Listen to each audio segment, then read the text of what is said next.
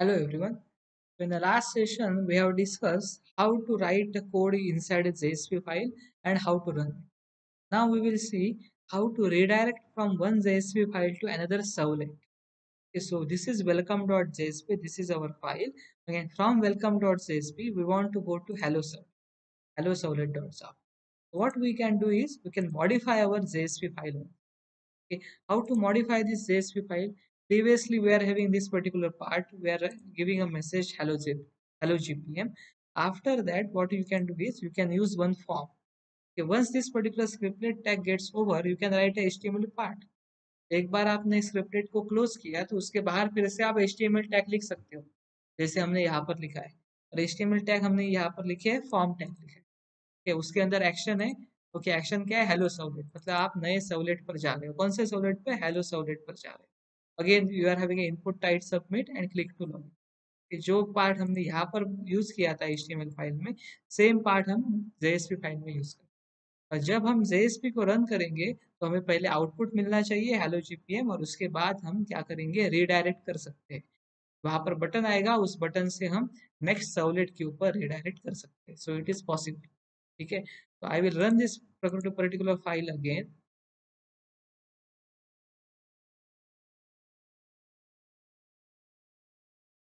in this way.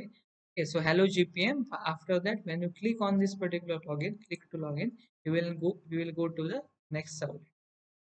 Okay, so now it is possible that from HTML file you can go to hello servlet, from JSP file you can go to hello servlet. Now I am having one more question here.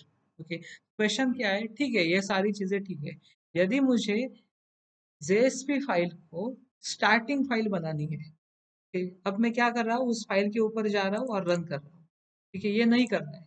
मतलब मैं जब project पर जाके run करता हूँ, यहाँ पर जब प्रोजेक्ट के जाके मैं रन करता हूँ, रन ऑन सर्वर बोलता हूँ, उस समय मुझे क्या आउटपुट मिल रहा है? देखो, मुझे आउटपुट मिल रहा है लेकिन वो index.html पेज का मिल रहा है। ये नहीं चाहिए मुझे। Instead of that what I required is कि instead of that I want the output from JSP। तो welcome.jsp फाइल से welcome.jsp पेज जो है, उसका आउटपुट मुझे स्टार्टिंग में मिलना चाहिए।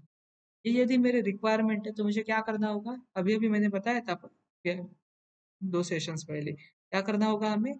web.xml के अंदर हमें मॉडिफिकेशन करना होगा। How to modify in a web.xml?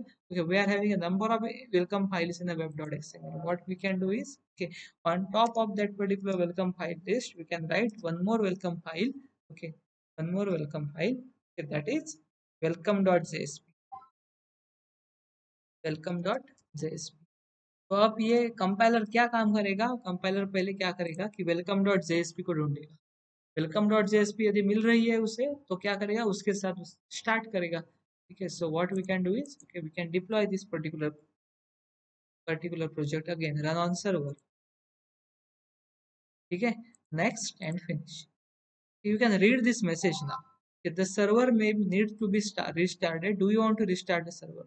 ये क्यों आ रहा है? क्योंकि सर्वर पहले से एक्टिव है। कैसे एक्टिव है ये हमें यहाँ पर पता चलता है। ओके, यहाँ पर जो पार्ट होता है, कंसोल होता है, उसमें हमें दिखाई देता है कि Tomcat version 7.0 server at local host, मतलब आईपी एड्रेस कौन सा है? सेम मशीन का आईपी एड्रेस है। उसके अंदर क्या दिया है? स्टार्टेड। और आप उसे रिस्टार्ट कर सकते हो बाद में। ये पहले से स्टार्ट है क्योंकि इसके पहले भी हमने एप्लीकेशन को रन किया हुआ है। So it is already started. If you want then you can restart it. ठीक है, तो हमें रिस्टार्ट करना है क्योंकि हमने क्या किया? वेलकम फाइल लिस्ट को चेंज किया है। मैं रिस्टार्ट कर रहा हूँ। जैसे रिस्टार्ट करेंगे तो ये स्टॉप होता है एक बार, और उसके बाद फिर से क्या होता है? स्टार्ट होता है। You can observe this here, now it is starting. If you observe this particular part, okay, then you are getting output as welcome.html। लेकिन क्या आना चाहिए था आउटपुट हमारा? welcome.jsp आना चाहिए था। स्टार्टिंग कहाँ से होनी चाहिए थी? welcome.jsp से होनी चाहिए थी। यहाँ से होनी चाहिए थी, लेकिन यहाँ से नहीं हो रही। तो you have to modify your web.xml file very correctly. उसे आपको मॉडिफाई करना होगा। ठीक है, ये किस तरीके से करते हैं हम, तो हम बाद में देखेंगे, नेक्स्ट सेशंस में देखेंगे। अभी के लिए आप इतना ही याद रखो कि सर्वर किस तरह से आउटपुट दिखाता है। What is the meaning of starting, what is the meaning of restarting, what is the meaning of stop. ठीक है, इस सर्वर को हम इम्प्लिसिटली स्टॉप भी कर सकते हैं। कैसे करेंगे? उस सर्वर के ऊपर जाएंगे, राइट क्लिक करेंगे और उसे हम स्टॉप कर सकते हैं। It's possible to stop. तो now the server has stop. Right, अब इस सर्वर की प्रॉपर्टीज को हम देख सकते हैं। It is possible to view the properties. कैसे करेंगे? You can double click on this particular server. In a window, you will get the properties of that server. Okay, this is the window in which you will get a property. Okay, so if you identify these particular properties, then you are having a HTTP port running on a 8080 and your Tomcat port is running on a 8081. Right, सो आपका H T T P 8080 पे है, इसलिए जब जब हम run करते हैं तो कौन सा कम्युनिकेशन होता है? H T T P servlet है, H T T P communication है हमारा। ठीक है, तो पोर्ट नंबर क्या आता है? 8080 आता है। लेकिन हमारा टॉमकेट सर्वर कहाँ प्रेजेंट है? 8081 पर प्रेजेंट है। यदि आप दोनों के पोर्ट नंबर यदि आइडेंटिकल रखोगे, दो सर्वर है ना, H T T P server है अलग से, टॉमकेट ये भी एक सर्वर है। If you keep both the servers at a same port, then there is a possibility of conflict. तो वहां पर कॉन्फ्लिक्ट आ सकता है। तो आपको ये ध्यान में रखना है कि आपके टॉमकैट का पोर्ट नंबर क्या है।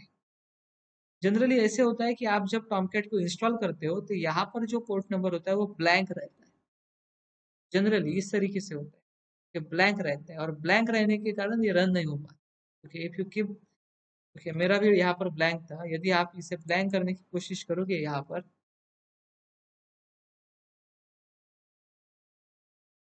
तो if you click in this way,